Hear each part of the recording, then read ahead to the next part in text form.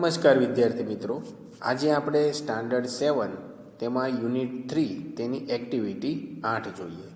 એ પહેલાં 1 થી 7 એક્ટિવિટી આપણે જોઈ ચૂક્યા છીએ.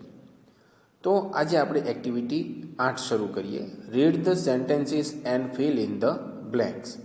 એટલે કે વાક્ય વાંચો અને તેના આધારે ખાલી જગ્યાઓ પૂરો. વિદ્યાર્થી મિત્રો, આ ખાલી જગ્યાઓ સાવ સહેલી છે અને આપણે અગાઉ કરેલી પણ છે, જે સાદા વર્તમાનકાળના વિડીયોમાં આપણે સમજી ચૂક્યા છીએ. છતાં તમને ન સમજાય તો તે સાદા વર્તમાનકાળનો આપણો જે અગાઉનો વિડીયો છે તે તમે જોઈ શકો છો. તો આપણે એક્ટિવિટી 8 શરૂ કરીએ. પહેલું જોઈએ, આપણને એક્ઝામ્પલ તરીકે આપેલું છે કે Shiv drinks tea in the morning. He does not drink coffee in the morning. એટલે કે જો આપણને એની બાજુમાં આપ્યું છે ડ્રિંક્સ અને ડઝ અને નીચે આપ્યું છે ડ્રિંક, તો તમને ખ્યાલ છે કે સાદા વર્તમાનકાળમાં ત્રીજા પુરુષ એક વચનનું જ્યારે વાક્ય હોય છે ત્યારે ક્રિયાપદની પાછળ એસ કે ઈએસ મુકાય છે. તમે અહીંયા જોઈ શકો છો કે આપણને અહીં શિવ એટલે કે ત્રીજો પુરુષ એક વચન આપ્યું છે, એટલા માટે ડ્રિંક એની પાછળ એસ લગાડ્યું અને ડ્રિંક્સ એવું બનેલું છે કે શિવ સવારે ચા પીવે છે. ત્યારબાદ એની નીચેનું જોઈએ કે he does not drink coffee in the morning. તો વિદ્યાર્થી મિત્રો, અહીંયા આપણને ખબર છે કે આ વાક્ય નકાર વાક્ય છે. તો નકાર વાક્યમાં ડુ અથવા ડઝ મુકાય છે, પણ શિવ આપેલું છે. શિવ છે એ ત્રીજો પુરુષ એક વચન છે, એટલા માટે આપણે ડુ અથવા ડઝમાંથી ડઝનો ઉપયોગ થાય છે. એટલા માટે ડઝ અને નકાર છે એટલે નોટ, અને ત્યારબાદ ડઝ વાક્યમાં આવેલું હોવાથી ક્રિયાપદની પાછળ જે એસ કે ઈએસ લાગેલો હોય છે તે આપણે મૂકવાનો નથી રહેતો, કારણ કે એસ કે ઈએસ આપણે અહીંયા ડઝમાં મૂકેલો જોઈ શકીએ છીએ. માટે જ્યારે નકાર વાક્ય હોય ત્યારે તમારે ડુ ડઝ મૂકતા ક્રિયાપદની પાછળ એસ કે ઈએસ મુકાતો નથી. માટે અહીં આપણને ડ્રિંક્સની બદલે અહીંયા ડ્રિંક એવો શબ્દ લખેલો છે. તો શું કહે છે કે શિવ સવારે ચા પીવે છે. He does not drink coffee in the morning. તે સવારમાં કોફી પીતો નથી. એ જ રીતે આગળનું બીજું જોઈએ, Shiv and Shankar play chess. તો જો વિદ્યાર્થી મિત્રો, અહીંયા તમને થશે કે ભાઈ અહીંયા શિવ ત્રીજો પુરુષ એક વચન અને શંકર પણ ત્રીજો પુરુષ એક વચન છે, તો અહીંયા પ્લેમાં પ્લેસ કેમ ન આવ્યું અને પ્લે બન્યું? તો વિદ્યાર્થી મિત્રો, આપણને તમારામાંથી ઘણાને ખ્યાલ જ છે કે શિવ અને શંકર બે વ્યક્તિ છે. ભલે ત્રીજો પુરુષના વ્યક્તિઓ છે, પણ કેવા છે? બે એટલે એક કરતાં વધુ હોય એને આપણે બહુવચન કહીએ છીએ. તો અહીંયા બહુવચન શિવ અને શંકર બે જણા હોવાને કારણે બહુવચન થશે, અને બહુવચન માટે આપણે તેનો ઉપયોગ કરીએ છીએ. અને એ પણ આપણને યાદ છે કે ત્રીજા પુરુષ એક વચનમાં જ આપણે ડઝનો ઉપયોગ કરીએ છીએ, જ્યારે બાકીના પ્રથમ પુરુષ, દ્વિતીય પુરુષ કે ત્રીજા પુરુષ બહુવચનમાં આપણે ડુનો ઉપયોગ થાય છે. માટે અહીંયા શિવ અને શંકર બે વ્યક્તિ છે અને બહુવચન થાય છે, એના કારણે અહીંયા ડુ વપરાય છે. અને ડુ હોવાને કારણે આપણે ક્રિયાપદની પાછળ એસ મૂકતા નથી અને ક્રિયાપદનું મૂળરૂપ મૂકીએ છીએ. એટલા માટે અહીંયા પ્લે લખેલું છે. એના આધારે એનો જવાબ જોઈએ કે they do not play table tennis. તેઓ ટેબલ ટેનિસ રમતા નથી. તો અહીંયા તમે જોઈ શકો છો કે નકાર વાક્ય છે, એટલા માટે અહીંયા ઉપર પણ નકાર વાક્ય હતું એટલે ડઝથી, ત્રીજો પુરુષ એક વચન હતું એટલે ડઝથી બનાવ્યું. જ્યારે નીચેના વાક્યમાં ત્રીજો પુરુષ બહુવચન છે, એટલા માટે ધે મૂકાણું અને તેની સાથે ડુ મૂકેલું આપણને જણાય છે.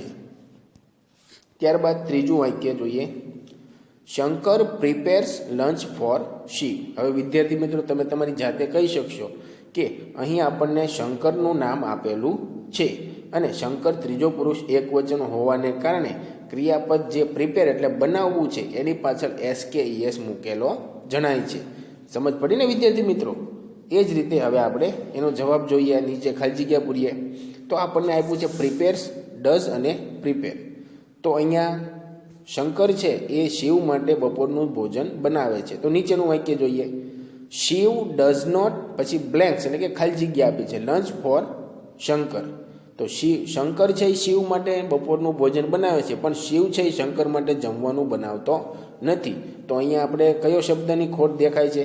તો કે તમે અહીંયા જોઈ શકો છો કે ભાઈ પ્રિપેર, કારણ કે નકાર વાક્ય છે એટલે શિવ બનાવતો નથી, એટલે શિવ ડઝ નોટ બનાવતો નથી. બરોબર. શું? તો કે લંચ.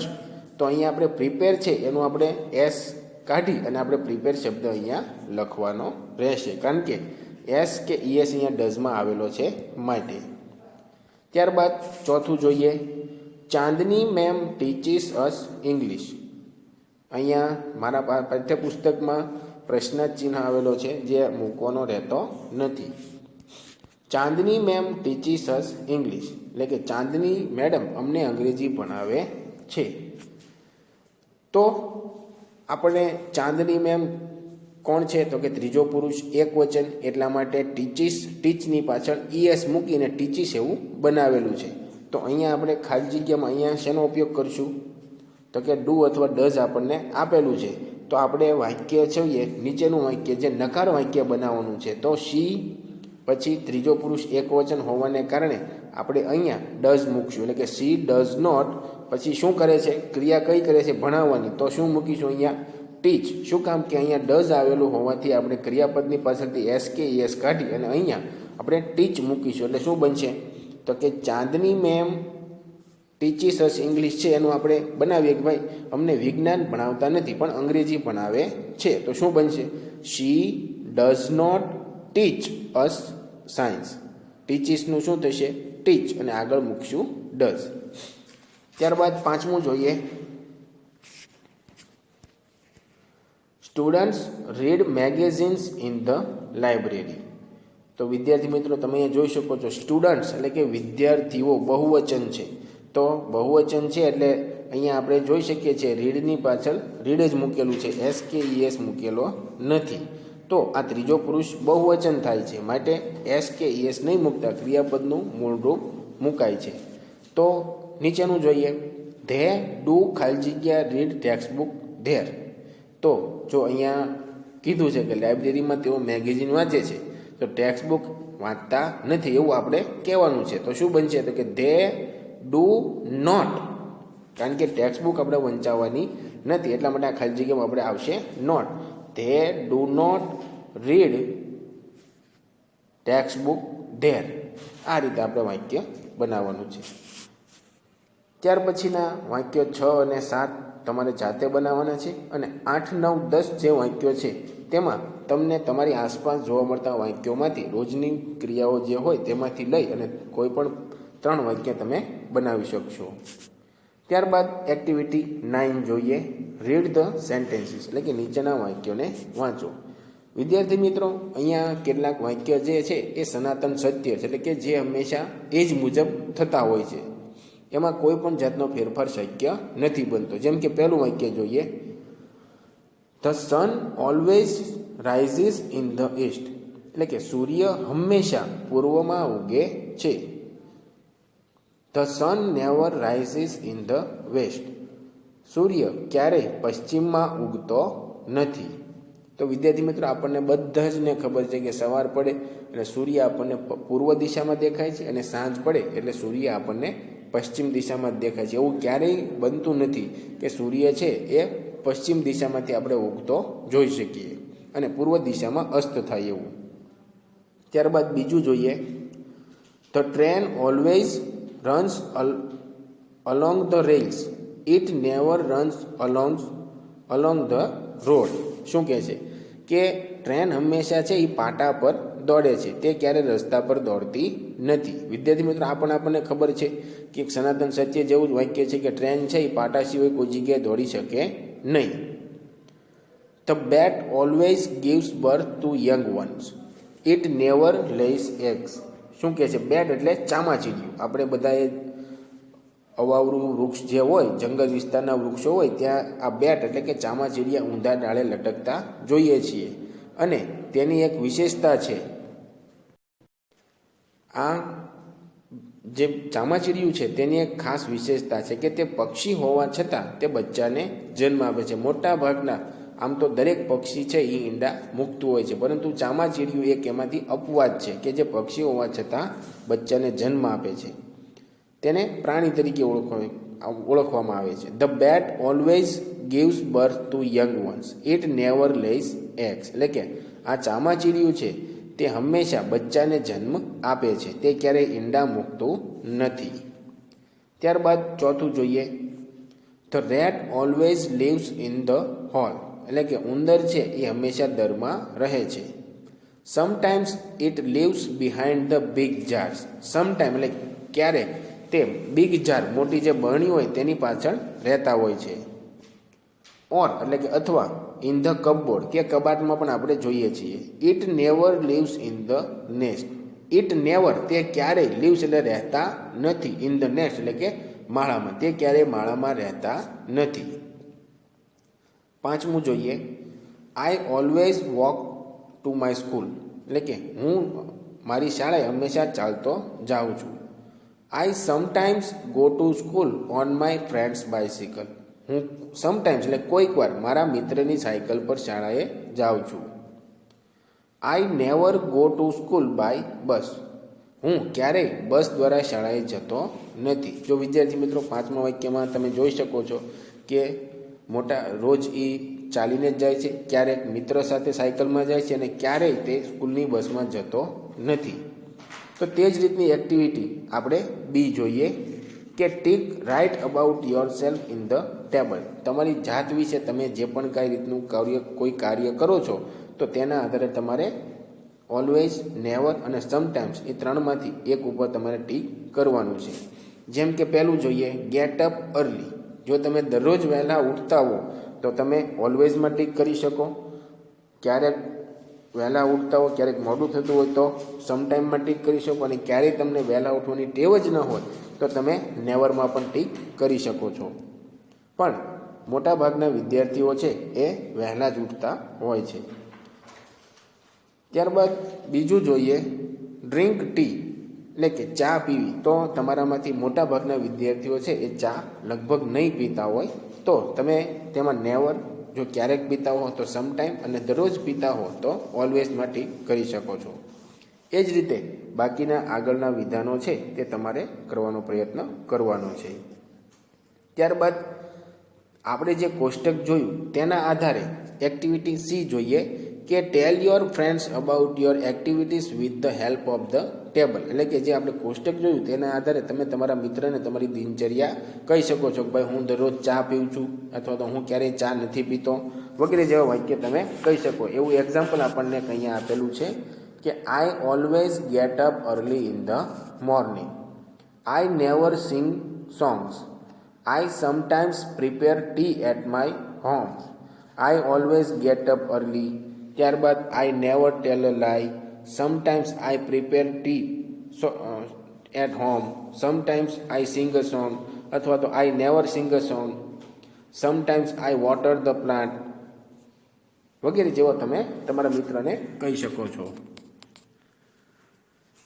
ત્યાર પછીની એક્ટિવિટી ડી જોઈએ, exchange your notebook with your friend. Talk about your friend according to his table. એટલે કે તમારે આ જ એક્ટિવિટી જેમ સી કરી છે એ જ રીતની તમારા મિત્રની બુકમાં પણ એણે જે લખેલા છે એ રીતના વાક્યો તમારે બોલવાના છે. એક્ઝામ્પલ તરીકે આપણને આપ્યું છે કે Gopal gets up early in the morning. He sometimes sings Hindi and Gujarati songs. He never prepares T. તો આ રીતના બીજા વિદ્યાર્થીઓના પણ તમે નોટબુક લઈ અને તમારે એના વાક્યો જે લખ્યા હોય તે તમારે બોલવાના છે. ત્યાર પછીની એક્ટિવિટી 10 જોઈએ, the actions of a farmer, a gardener and a tailor are mixed up. Separate them in the table. અહીંયા એટલે કે અહીંયા ખેડૂતના, માળીના અને દરજીના વાક્યો જે છે એ ભેગા થઈ ગયા છે. એની જે ક્રિયા છે એ ભેગી થઈ ગઈ છે. આપણે એને ત્રણેયના ખાનામાં અલગ અલગ લખવાની છે. તો પહેલું જોઈએ, પ્લાવ્સ ધ ફિલ્ડ. એટલે કે ખેતર ખેડવું. તો આ ફાર્મરને લાગુ પડે, એટલા માટે આપણે તે ફાર્મરના ખાનામાં લખવાનું રહેશે. ત્યાર પછીનું બીજું જોઈએ, ડિગ્સ ધ લેન્ડ. એટલે કે જમીન ખોદવી. તો એ ગાર્ડનર છે એ નાના નાના છોડવા રોપવા માટે જમીનમાં નાના નાના ખાડા કરતા હોય છે, તો એ ગાર્ડનરમાં આપણે લખી શકીએ છીએ. પછી સોવ્સ ધ સીડ્સ. એટલે કે બિયારણ વાવવું જેને કહેવાય, તો એ ખેડૂત વાવતું હોય છે. મેસર્સ ધ ક્લોથ, તો કપડાનું માપ લેવું, તો આ કામ દરજીનું છે, માટે તમે એ વાક્ય ટેલરના ખાનામાં લખજો. Cuts the clothes into many shapes, એટલે કે અલગ અલગ આકારમાં કપડાં કાપે છે, તો એ પણ tailor. Sprinkles necessary pesticides on the farm, તો આ દવાનો છંટકાવ કરવાનું કામ છે એ ખેડૂત કરતો હોય છે, તો આપણે એ વાક્ય ફાર્મરના ખાનામાં લખવાનું છે. Sprays necessary pesticides on the plants, તો આ જ રીતનું કામ છે, છોડવા પર દવા છાંટે છે, તો એ ગાર્ડનરનું કામ છે, તો આપણે તે વાક્ય ગાર્ડનરના ખાનામાં લખવાનું છે. Attracts many customers with fashionable clothes, એટલે કે અલગ અલગ આકર્ષક કપડાથી આ ગ્રાહકોને આકર્ષિત કરે છે, તો એ કામ ટેલર પોતાના શોરૂમમાં છે નવા નવા કપડાં બનાવી અને લટકાડે છે અને ગ્રાહકોને આકર્ષે છે, તો આ કામ દરજી કરે છે. મેક્સ અ બ્યુટીફુલ ગાર્ડન, તો આ વાક્ય તમને ખબર જ છે કે ગાર્ડન છે એ કોને અંડરમાં હોય, તો કે ગાર્ડન મારી બધું સાર સંભાળ સારી રાખે, તો ગાર્ડનને સુંદર બનાવે છે. ગેટ્સ અ ગુડ ક્રોપ, તો સારો પાક મેળવે છે, તો એમાં આપણે ફાર્મરમાં લખવાનું રહેશે. ત્યાર પછી ચારના જૂથ બનાવો. તમારી શાળાના રિસેસ ટાઈમ દરમિયાન કોણ શું કરે છે તે લખો. તમે નીચેના શબ્દ સમૂહોનો ઉપયોગ કરી શકો છો. તો અહીંયા આપણને શબ્દો આપ્યા છે: play kabaddi, play langdi, sing loudly, climb on the trees, go home, read newspaper, write homework, serve meal, wash the dishes, water the plants, talk with one another, clean the platform, shout and laugh loudly.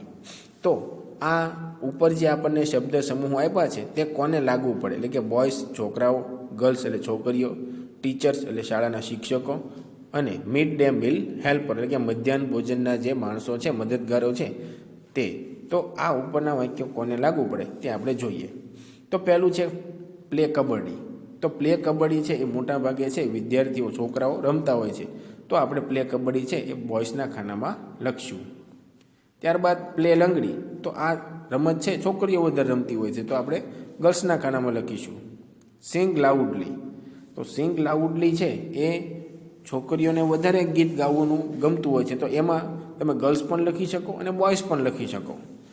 Climb on the trees, તો આ ઝાડવા પર ચડવું છોકરાઓને વધારે ગમે છે, માટે તેમાં બોયઝ લખશું. ગો હોમ, તો જો ગો હોમ એટલે શાળા શરૂ હોય છે, પરંતુ જો કોઈ શિક્ષકને અન્ય જગ્યાએ કામ હોય છે અથવા તેનો દિવસ પૂરો થયો છે તો શિક્ષકો ઘરે જતા હોય છે, તેમાં તમે ટીચર્સ એવું લખી શકો. અથવા તો કોઈ વિદ્યાર્થી પણ ઘરે જતો હોય છે, નજીકમાં ઘર હોય તો કંઈક કામ હોય તો પણ જતો હોય છે, તો આ રીતે તમારે અલગ અલગ રીતે લખવાનું હોય છે. રીડ ન્યૂઝપેપર, તો રિસેસના સમય દરમિયાન શિક્ષકો છે એ માહિતી મેળવવા માટે પુસ્તકો અથવા ન્યૂઝપેપર એટલે કે છાપું વાંચતા હોય છે, તો રીડ ન્યૂઝપેપર એ આપણે ટીચર્સના ખાનામાં લખીશું. રાઇટ હોમવર્ક, તો ઘરકામ લખે છે, તો એમાં બોયઝ એન્ડ ગર્લ્સ બંને લખી શકે, અથવા તમને બોયઝ અથવા ગર્લ્સ બેમાંથી કોઈ એકના ખાનામાં પણ લખી શકો. સર્વ મીલ એટલે કે બપોરનું જમવાનું પીરસે છે, તો એ mid day meal helper. Wash the dishes, તો એમાં પણ મિડ ડે મિલ હેલ્પરમાં જે લોકો હોય છે એ કેટલાક લોકો એમાંથી જમવાનું પીરસતા હોય છે, તો કેટલાક લોકો છે એ વાસણ સાફ કરતા હોય છે. વોટર ધ પ્લાન્ટ્સ, તો તમે કોઈ તમારી નજીકની શાળા હશે અથવા સરકારી શાળા હશે તો તમે ત્યાં જોયું હશે કે ભાઈ છોકરાઓ છે એ વૃક્ષોને પાણી પાતા હોય છે, તો એમાં તમે બોયઝના ખાનામાં લખી શકો water the plants. Talk with one another, તો આ ટોક એકબીજા સાથે વાતો કરવી, તો એમાં બોયઝ, ગર્લ્સ અથવા ટીચર આ વિધાન છે ત્રણે ત્રણમાં આવી શકે છે. ક્લીન ધ પ્લેટફોર્મ, એટલે કે રસોડું સાફ કરવું. પ્લેટફોર્મ આપણે રસોડામાં હોય છે એટલે રસોડું સાફ કરવું, તો એ મિડ ડે મિલ હેલ્પર લોકો કરતા હોય છે. શાઉટ એન્ડ લાફ લાઉડલી, તો શાઉટ એન્ડ લાઉડલીમાં તોફાની વિદ્યાર્થીઓ જે હોય એ મોટેથી બૂમબરાડા કરે છે અને મોટેથી હસે છે, તો એ તમે એમાં લખી શકો છો. ત્યાર પછી જોઈએ now write in groups and write about your school recess time. તમારે તમારા રિસેસ ટાઈમમાં તમે શું કરો છો તેના વિશેની તમારે નોંધ તૈયાર કરવાની છે. આ રીતે આપણું યુનિટ 3 અહીં પૂરું થાય છે. આભાર. જય સ્વામિનારાયણ.